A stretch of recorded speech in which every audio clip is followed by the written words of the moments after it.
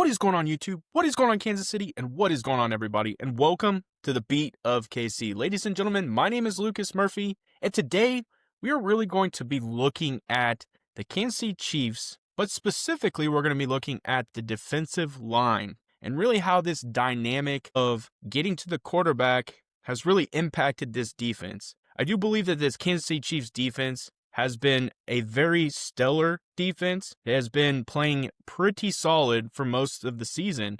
There have been a few games where we may have, I would say, addressed the opponent differently. And so I really think kind of diving in and looking and addressing this defensive line, because I do think that there is really a big negative connotation. I myself have really kind of went at this defensive line for a lot of reasons. There are times where they stand out in a negative way. They're not getting to the quarterback, and they're allowing the QB of the opposing team to run around, get free, allow those wide receivers, tight ends to get open, and then it looks bad for the secondary. And so as a defensive unit, you want to be able to be cohesive. I mean, that's just how it is. So what we're going to do is we're going to really dive in and talk about this entire defensive front and really just break things down. So the Kansas City Chiefs defense has blitzed opposing quarterbacks 47 times, and that translates to a 26.4% every time the quarterback drops back. Now, the highest blitz percentage in the entire NFL comes from the Atlanta Falcons, who blitz 37.1% of the time, and the lowest in the NFL is a blitz percentage of 13.7%, and that comes from the Seattle Seahawks. Now, according to Pro Football Reference, the Kansas City Chiefs have only hurried opposing quarterbacks 4 times. So what really classifies as a hurry? I get that question a lot. A hurry is when the quarterback throws the ball earlier than intended to or is chased out of the pocket. So you may think, okay, well, that makes sense. The Chiefs are currently tied with the New England Patriots with 4, and in last is the Carolina Panthers with 2. So I really think that that just shows you right there, just flat out, just kind of handed it to you. The Kansas City Chiefs are pretty much in second to last when it comes to hurrying the quarterback. Now let's kind of dive in a little bit deeper. So the Kansas City Chiefs have 13 sacks this season. George Karloftis leads the way with 3.5. I've been very critical of George Karloftis, and we'll kind of dive in a little bit more into George Karloftis throughout this video. Drew Tranquill has 2. Charles Omenihu has 1. Jerry Tillery has 1. Chris Jones has 1. Jalen Watson has 1. Omar Norman-Lott has 1. And Leo Chenal has half a sack. And so really when you look at that list, George Karloftis is a defensive end. Charles Omenihu kind of is a hybrid, but plays mostly defensive end. I would say Jerry Tillery is more of a D-tackle hybrid, but really your D-ends are just, yes, they're at the top, but they're not getting sacks. So of the 13 sacks that we just talked about, 7 are accounted for by the defensive line. So 7 of the 13 sacks are to your defensive line. So you might be thinking, Lucas, even though this team is not sacking the quarterback, come on, they're applying pressure. So again, I'm going to provide some statistics for you. So according to Pro Football Reference, a QB pressure is hurries plus knockdowns plus all sack plays. So here's what counts as a QB pressure. Hurries. The defender forces the quarterback to throw earlier than intended, so that's one to think about. Hits. The defender makes contact with the quarterback during or immediately after the throw. And then, of course, a sack. The defender tackles the quarterback behind the line of scrimmage before the pass is thrown. So why it matters, and I think that's something to really take into consideration. Pressures are a key indicator of a pass rusher's impact. So even without sacks, because that's always kind of been the narrative around this defense, and really kind of been the narrative around Steve Spagnuolo's defense, is we may not be sacking the quarterback, ladies and gentlemen, but I can guarantee you we are applying pressure. And so really what is that? What is that?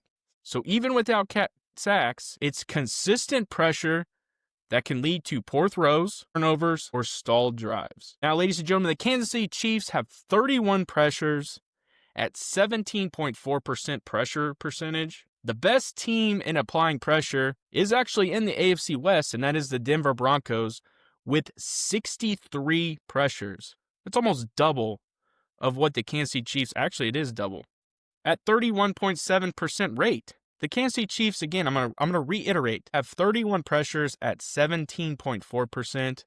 The Denver Broncos have 63 pressures and are pressuring the opposing quarterback 31.7% of the time. The worst in the NFL is the Carolina Panthers, who only have 13 pressures and are only getting to the quarterback at a percentage rate of 7.7%. So really you can kind of see the dramatic difference, the scale of pressures. Now, the Kansas City Chiefs clearly are not close to being the worst at 13 pressures, but they're pretty far off from being the top with the Denver Broncos. So they're just kind of lacking. So again, we're going to kind of define a QB pressure. Any play where a defender forces the quarterback to move, hurry, or alter his throw due to an imminent contact. This includes hurries, QB throws that are earlier than intended, hits, QB is contacted while throwing, and a sack. The QB again is tackled behind the line of scrimmage. Now the purpose of all this is measures overall disruption, even if the QB isn't physically touched. And I think that is the most important piece here, because we have a defensive front who consistently isn't sacking the quarterback. But the real question is are they applying pressure? Are they forcing hurries, which we saw? Are they hitting the quarterback? Well, we'll find out about that. And sacks. We saw where they rank and where they are at with sacks. So I think really we're kind of getting a good, canvas painted for us in this description of how our defensive line truly is. And I think a big example of this is a defender forces the QB to scramble or throw off balance without making contact. That's a pressure. So just in your mind, think about the games that the Kansas City Chiefs have played this year. How many times you've seen that example kind of given from an opposing quarterback. I think distinctively in my mind, it comes to Lamar Jackson. I mean, that was the blatant obvious QB pressure, QB sack situation. Now we'll find out about QB hit. So really kind of laying it out there.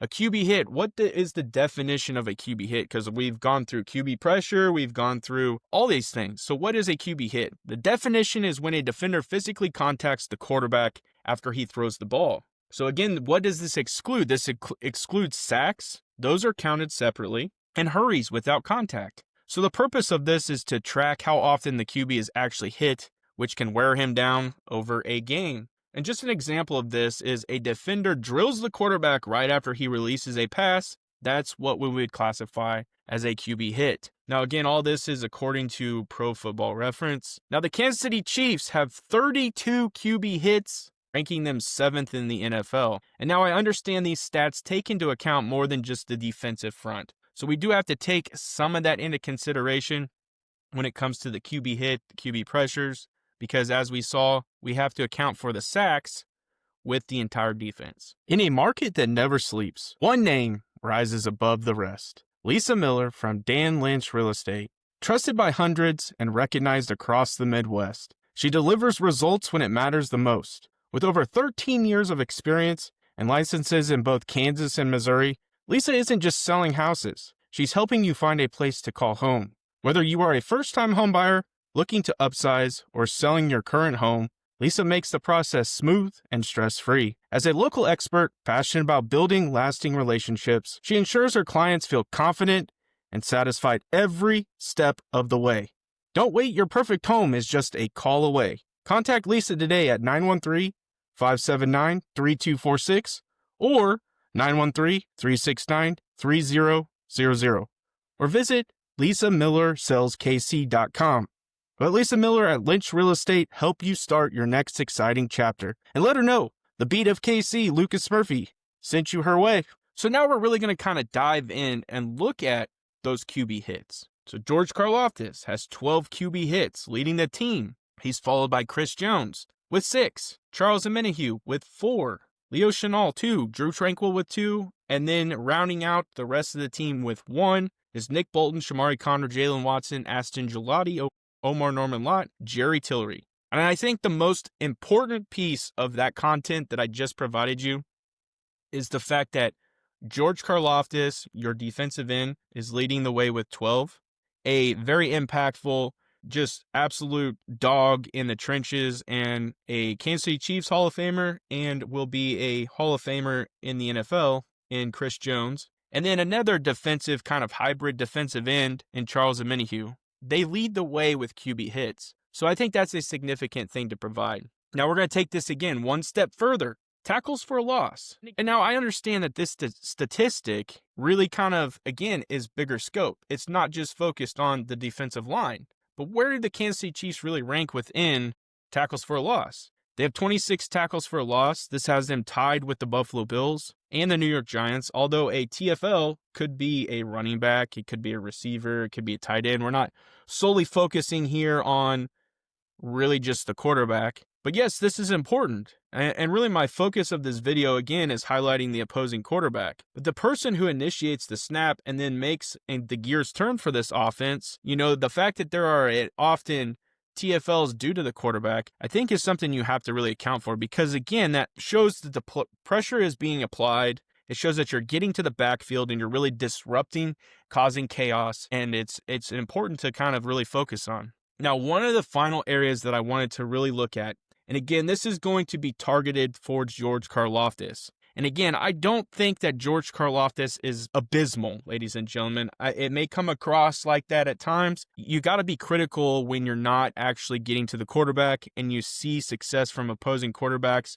in certain situations where a highly paid defensive end is going to be getting paid. So he's going to get scrutinized often more than, say, a Mike Dana, right? So we're going to look at, and really what I wanted to look at are the top salaries, the cap hits, the cash earnings, contracts, and bonuses for all active 2025 edge defender players. Now, Micah Parsons just recently got traded to the Green Bay Packers, as we're all aware, signed a massive $186 million deal. At the time of this video, he has 2.5 sacks. And again, there's a lot of defensive ends that were tied in a lot of in this category with sacks. So this is kind of a skewed grading scale, but you still got to take into consideration where Pro Football Reference has these guys ranked. So Micah Parsons, 2.5 sacks, is ranked 30th in the NFL, when it comes to sacks. And that's the entire defensive side. So that could be a corner, that could be a D tackle. We're looking at